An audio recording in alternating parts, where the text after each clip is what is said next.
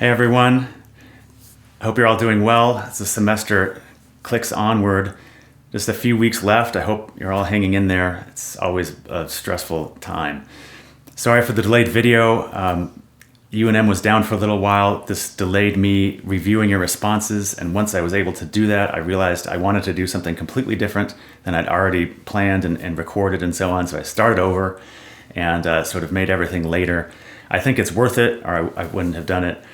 But it means you're getting a Friday video, which is crazy. But hopefully you've read the email that says you can wait until Monday to turn in your responses. And hopefully that gives everybody a little bit more breathing room as we're trying to manage all the craziness of the end of the semester. We have a very light week next week.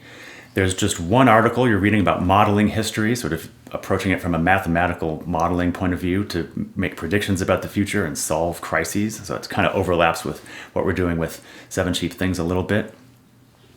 That's originally was going to be due Friday. I'm going to push that to Monday just so that you have the weekend now to finish up stuff related to this class. There was nothing else scheduled for the last week of the semester. No new readings, no assignments. Now you're just going to have the one thing that's due on Monday. Of course, you can turn it on earlier if you want. And that's it.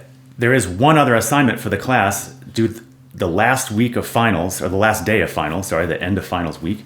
One course reflection. You've done reading reflections, you've done weekly reflections, and now you're doing a whole course reflection. I've written up what I want you to do on the syllabus, so I won't repeat that here. It's worth 30 points, so it's the same length, same points as the assignments you've been doing, so it's not a huge big deal stress thing that you have to worry about. But it is the last 30 points you can get, which makes them significant as you're sort of climbing up the grade scale. And more importantly, I'd like to reward people that end on a good note. And so if you get it, 28, 29, 30, or 31, you can get extra credit if you put in extra effort. I think that's fair. If you get a high score like that on your final and you end up, if you just add up the points and you're 3, 4, 5 points away from the next highest grade, and you do really well in the final, you bump yourself up into the top grade, the higher grade. And so it has a disproportionate effect to raise your grade if you do well. So I wanted to get that in your head now so that this assignment this week, now due Monday, the next one, and of course the final, these last 3 things are meant to be synthetic, holistic exercises. So if you keep that in your mind now, that might help you do a little bit better later, and that could have important implications for your grade.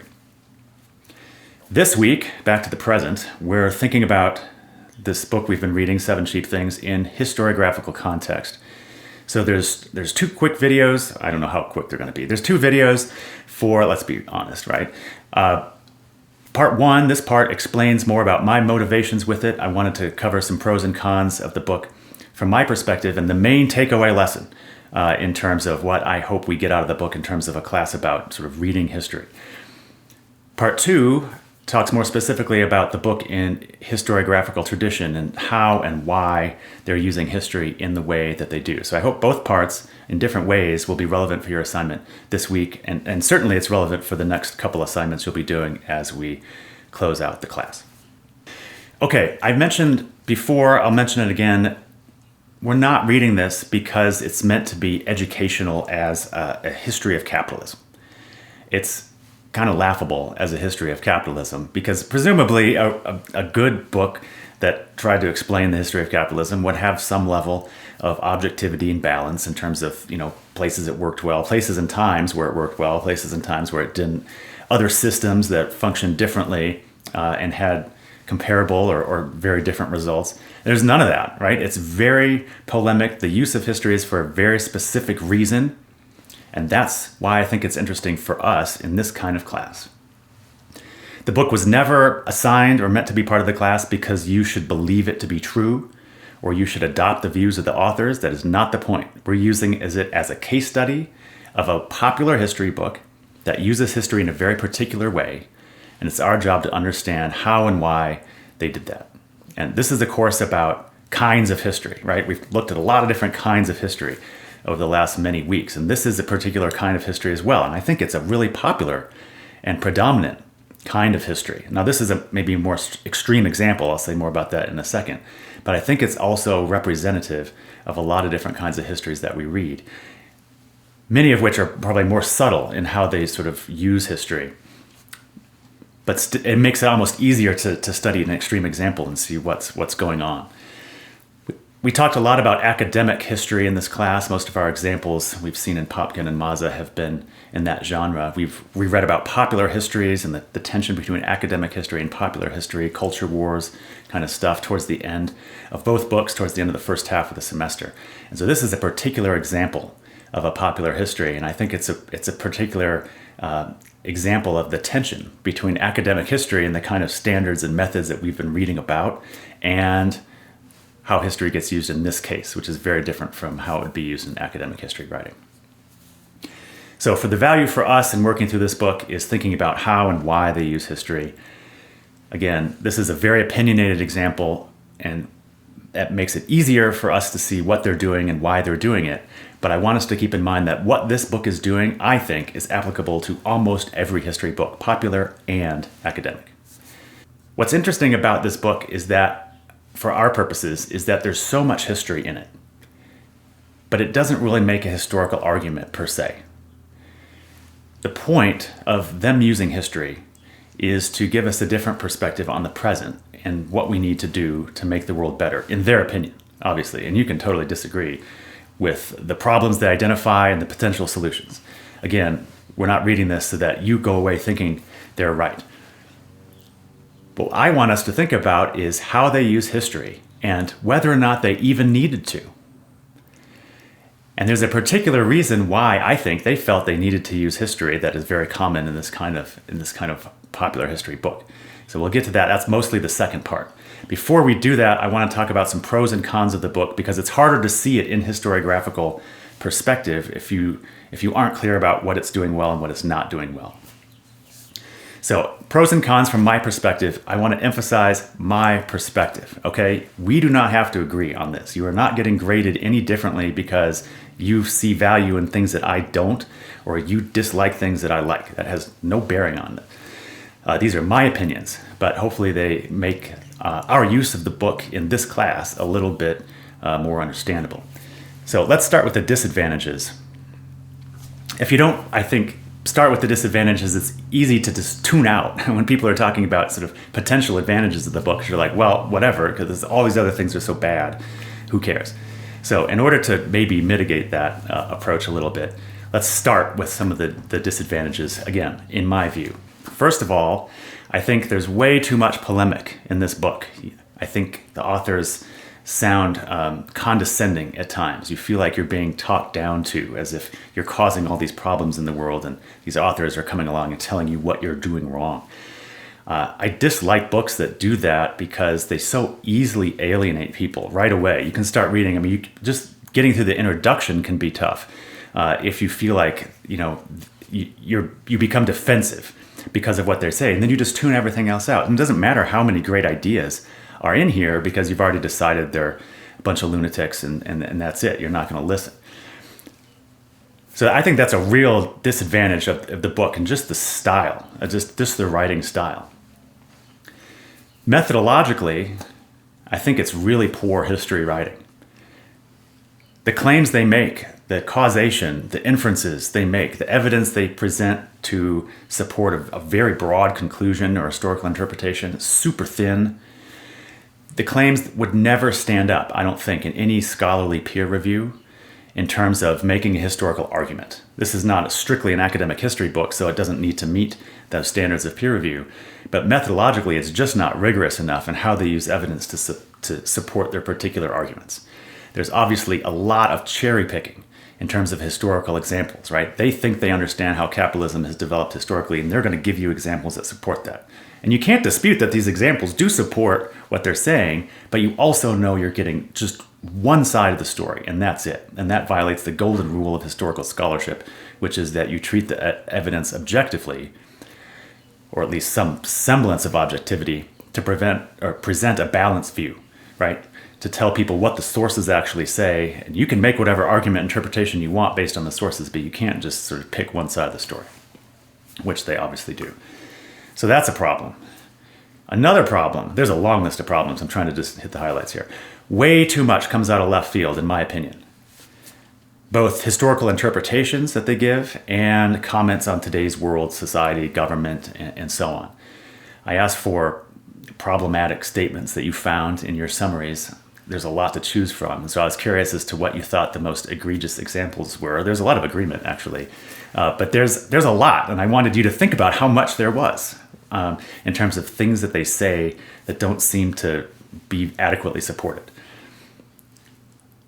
It assumes way too much information. One example of many, though, I think it's the last chapter. They talk about the science of discrimination and how science and quantification was used to sort of control, or nations, states could control their population through science. And it sort of justified certain policies that enabled capital flows in certain ways. I'm a historian of science, medicine, and technology. This stuff is, common sense to me. It's just like the first thing you learn in graduate school. So I can read this and I'm like, oh yeah, okay, fine. And I go through it. But I don't think for an average reader who isn't versed in any of that literature or hasn't read other books on it, they're going to necessarily have enough from this book to understand what they're really talking about. And the authors kind of explain it, but not really. And they make a lot of sort of big statements that I think are supported in other scholarly literature, but certainly they don't make their own case. And so it's very easy to sort of get to those kinds of statements where they're talking about science of discrimination. You think science is supposed to be objective and neutral and unbiased. How are they, how are people controlling other people with science and so on? And it just seems to sort of, be too jarring to be true. If you again haven't studied that sort of thing before, they need to explain it more, and they don't. And they do that a bunch of times. The last point I want to make, the idea of world ecology, which I think is really interesting in a lot of ways.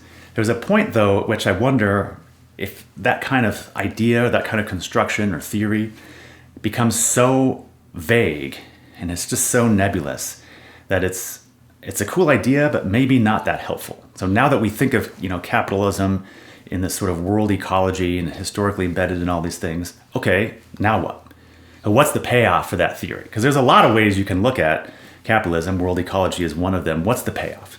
And I'm not sure that they explain that payoff very well, considering what a sort of amorphous concept, this world ecology is.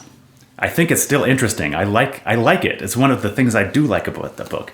But at the same time, it's easy to read it and think, okay, so what is this exactly, and why does it matter? And if you're gonna use that kind of construct, I think you need to have it real clear in the book why people should adopt that view. That's kind of I think about this book in some ways as kind of like, someone threw a handful of diamonds in the city dump. There's a whole bunch of bad stuff in this book. I've just listed it, but there's also some really great ideas. But you have to go in, and put the gloves on, and it stinks, and you got to sort through stuff, and not everyone wants to do it. Some people get to the dump and they're like, nope, I'm done. And then you miss the diamonds, right? And other people find the diamonds and think this is not worth it, right? I don't want to press this analogy too far because I can already see it's a bit threadbare. But if there are any diamonds in any dump, here are the diamonds. Here's the things that I think are actually useful. Again, you don't have to agree with me. This is just what I thought when I read it. Close ties between nations and movements of capital, and how intimately those processes go together over a long historical period in lots of different geographic and chronological contexts. The idea that nation building and sort of nations need money and they spend money and they need resources and so on, obviously not a new idea, but the way they frame it and the examples they give, made me think about that relationship a little bit differently.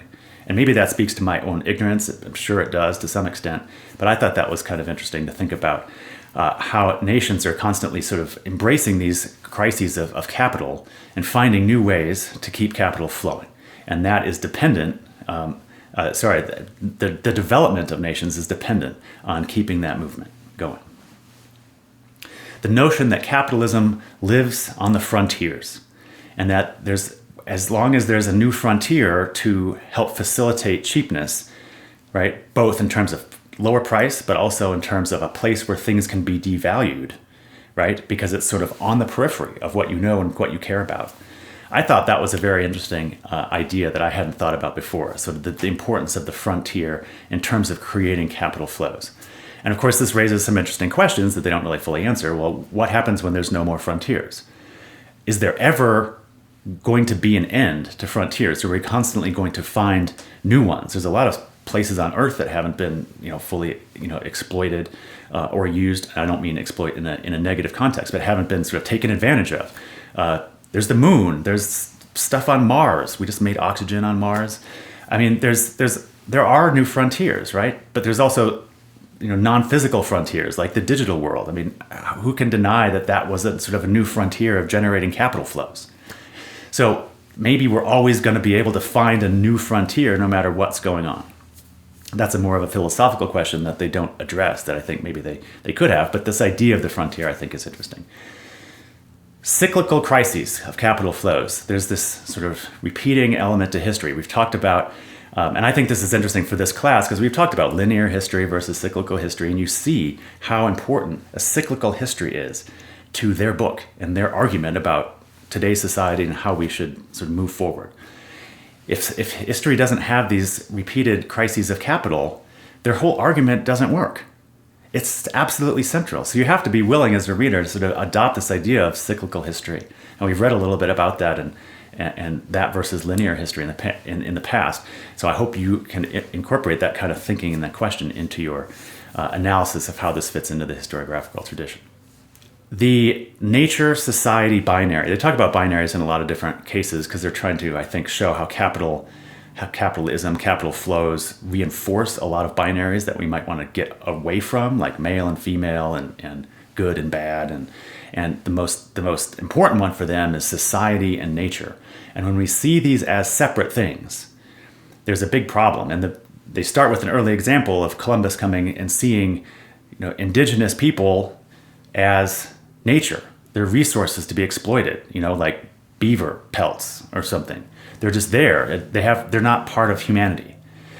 And when that's the view of indigenous people, or people who don't look like you, or people who have different customs or speak differently or celebrate different religions or whatever, that nature-society binary gets applied in all kinds of different, and I think most of us would agree, inappropriate ways.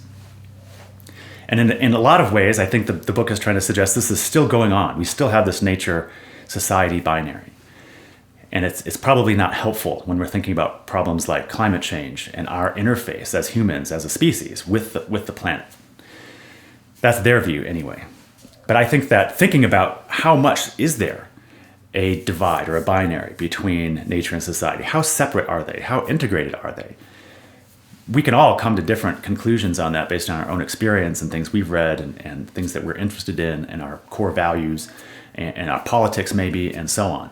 But to think more about it, sort of what is your position about how integrated or separate they are, I think is an interesting question, and I'm glad that they raised that. I think maybe the most unique thing about the book is the trope of cheapness. Some of you suggested they didn't really define cheapness very well. I think the introduction actually does a pretty good job of defining cheapness and differentiating it from just lower prices and explaining that the idea of cheapness and the way formulated isn't just about price and making things more accessible in a marketplace, but the devaluing the stuff that goes into making those prices lower. Nature, energy, work, lives, care, and so on. Those things are devalued and are there's real consequences in those terms. If you agree with the author, there's real consequences in those terms for the lower price tag. And so cheap is the lower price tag, but also the things that make it cheap. And there's a lot of good things that make stuff cheap too. And the authors don't really get into this. And a number of you criticized the book for not talking about how capitalism, one main advantage of it is it makes things more affordable. More people can buy certain things like food because it's cheaper. Isn't that a good thing? We want less hunger and starvation. One clear benefit of capitalism is making things more affordable, and ways of making things more affordable: innovation, efficiency, new processes, new materials, whatever the example might be. You can think that pressure to make things cheaper spawns all kinds of great ideas that are applied in all kinds of contexts, right? That we wouldn't have if we didn't have that sort of competitive drive for lower prices and to make things more affordable. One of the things the authors doesn't do very well on this point, though, is really explain the difference between affordability and cheapness. And I think that's interesting for us to think about. We're all inculcated, distilled at a young age with the idea that cheapness is better. Why pay more for something? That's a question that they don't really address explicitly that I think that they should have, because there's a lot of sort of overlap between the reasons capitalism is good and the reasons capitalism, in their view, has a lot of serious consequences. Clearly, this book is about trying to explain how things got cheap and how affordability has a cost outside of the price tag. And very importantly, it's not just one corporation or one farmer or one energy conglomerate or one government or even a set of these things. It's the whole sort of world ecology of capital. And that is the thing that's creating this cheapness. It's not a set of particular choices by particular people. It's the system. And that is very important for the formulation of how and why they use history in the book. So we'll get to that later, mostly in the second video. Here's the main lesson I want for us to take away from the book. The reason I wanted to go through the book, again, is because it provocatively speaks to the question of how we should read history. And again, that's one of the main points of this class. How should we read history? I want to reiterate, I said this before, it's an extreme example, but again, a way of crystallizing the issues that I think are important to talk about, how and why they use history. And this is a technique I think is just broadly useful in historical analysis or in any kind of pedagogical context, which is that if you want to learn what's going on in some kind of system you're thinking about, isolate and exaggerate parameters. And I learned this when I was my first college physics class. And I'm embarrassed to say this, but I was 17, and I thought that if you fired a gun, I've never even touched a gun, much less fired one. If you fire a gun, the bullet goes straight, and you drop a bullet, they will hit the ground at the same time. And as old as I was, I thought for sure the bullet going fast would somehow like float longer and not hit the ground at the same time. So I was talking to my physics TA about this, and who was this really awesome dude. He had this long wavy hair, his like porn stash, which was really rare at the time, and super buff dude, wore tight retro t-shirts. He looked like he was just going to beat the crap out of you. He had the smoothest, silkiest voice, and he was the nicest guy. He thought he was just going to hug you. I was walking down the hallway with him talking about this. I'm like, I can't believe that the bullets hit the ground at the same time. And he said, well, easy way of figuring out what's going on in physics. And I think, since then, this applies to a lot of things in life. Isolate and exaggerate parameters. You can understand what's going on. Isolating and exaggerating parameters, very polemical history. So when we look at how history is used and why it's used in this book, we can actually see how it applies to lots, if not almost all, history books, right? Not to the same extent, right? In terms of the polemics and strident nature of this. We could have read a much more balanced, nuanced history book and said, okay, how are they using history? Why are they using it? And it would be harder to tell because it would be sort of tangled up with so many other things. It's real clear in this book. But again, we're reading this book because it's easy to see what they're doing, and it applies, if not to the same extent, almost never will it apply to the same extent to other history, okay? But there's also a lot of very polemical, sort of strident history books you can read as well. That's kind of a genre in itself. In my view, all history should be subjected to a critical and a generous reading at the same time. This is one of the things I hope we can take away from reading this kind of book. Critical and generous reading. This is what I was trying to elicit in your weekly summaries. What things did you find interesting and provocative and useful? What things did you find really problematic and specious? Read it both critically, understand what problems there are, read it generously to try to take something away from it. In your summaries, I've noticed, across the weeks, the people who had the strongest opinions about the book, whether positive or negative, and this has no correlation with sort of like how well this particular student was doing in the class or not, but whoever had the strongest or most positive or most negative opinions about the book tended to have the weakest summaries and synopses. And I thought that was very interesting, and I think it speaks to a very particular phenomenon. When we read history, we're trying to fit it into our own understanding. Well, everything just got really bright. We're trying to fit it into our understanding of history. And When it doesn't, when you were confronted, even in the introduction or the early chapters, when you're confronted with a very different view of history or of capitalism or of whatever the topic is than you're used to, it's easy to be like, no, this is crazy. To what extent are our readings of history ultimately, and in fact immediately, colored by our own reactions to the style of writing? Again, I think it has a fairly condescending tone, which is definitely a turnoff for a lot of people. And the radicalness of the ideas in terms of how you thought about sort of how history may have worked or how you thought capitalism may have worked. We've seen this in the 1619 Project. We saw it in the architecture and monuments and Civil War Monitor stuff we read. We'll see it a little bit next week as well. How much does how we read history depend on how well we can fit it into our pre-existing narratives? So what constitutes good history? When you read this and think, this is really terrible history, how do you know? What do you believe? What set the baseline for your understanding of what good history is? Could there be a really, really broad sort of spectrum of what constitutes good history? Could this book possibly be on one end of the spectrum of good history? Or is it way too biased? Why is bias automatically something that can't be in history? Isn't history supposed to have a point? Shouldn't we be reading about the past, not just to learn about the past, but because it has some relevance to us? Isn't that an agenda? Isn't that a bias to show how this thing is relevant?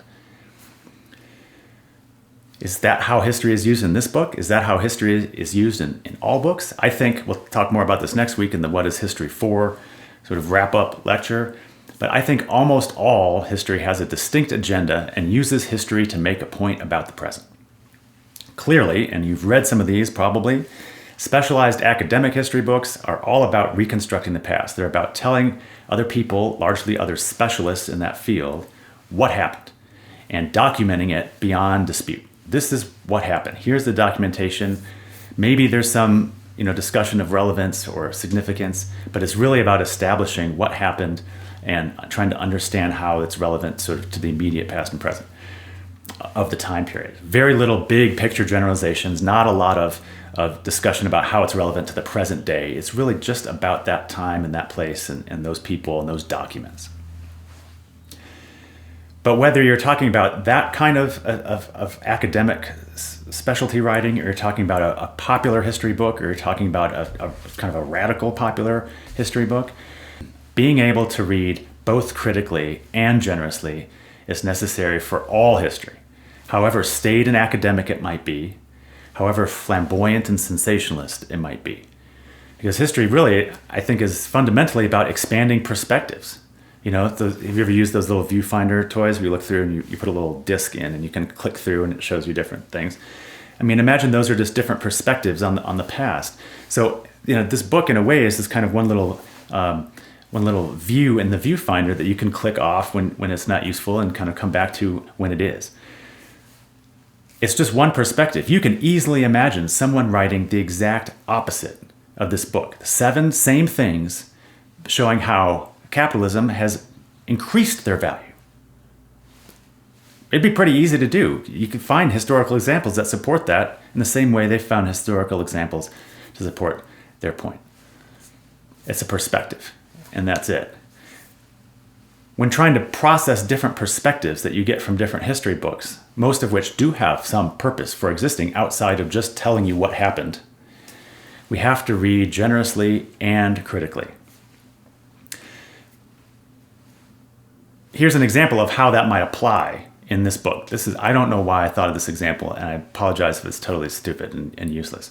But imagine you're in a store with a friend, and you're going to buy strawberries, and you see this, $7.99 a pound strawberries, and you see the $1.99 a pound strawberries. You're thinking, which strawberry should I get? And they look pretty much the same. Why pay more, right? This comes into our head. Like, why should I pay more for what looks to be the same thing? I think a generous reading of this book encourages you to pause and say, okay, well, clearly this one is cheaper, but what does that mean? What does that entail? And you might think about who's picking the strawberries and the kind of working conditions they have and access to health care and, the kind of wage they're making to sort of move up in the socioeconomic world. You might think about the environmental impact of how the strawberries are grown differently. You might think about what kind of sort of infrastructure is needed to get this kind of strawberries to you versus this kind of strawberries to you. There's a lot of ways in which you can sort of evaluate sort of why the prices are different. And have lives been cheapened? Has the nature been cheapened? Has care been cheapened by virtue of the cheaper strawberries? And you might decide no. You might decide I don't have $7.99, so it doesn't matter. There's a lot of things you can think about, but if you think about it, I think you're reading the book in a generous way, in the sense that you're trying to answer some of the questions, right? So your friend says, why don't you just pick the strawberries already so we can get out of here? And you say, well, I'm thinking about these different things about sort of why this costs so much more than the other one. Why are you thinking that? Well, I read this book, Seven Cheap Things, and it's this really terrible history of capitalism, but it had these good ideas in it. Your friend says, should I read it? And then you have to pause and think, well, let's see. There's a lot of kind of boring history that's sort of disconnected. There's no standard historical narrative. It cherry picks examples. It's really poor history. It's very sort of condescending. I think if I recommend it to my friend, she'll think that I'm, criticizing her, consumerism and the fact that she buys cheap things. I don't want her to think that I'm making a judgment about her. So you are very hesitant to recommend this book, even though it's affecting what you're doing in the store right then. And to me, that embodies the sort of generous and critical reading, right? You can see the negative things, you can see the positive things, and you can figure out what to do with it. And it may be nothing, and it may change your world forever, right? However it affects you, we don't have to agree on that. That's cool. But you're getting both sides of the story. That's it for part 1. I'll see you again in a minute.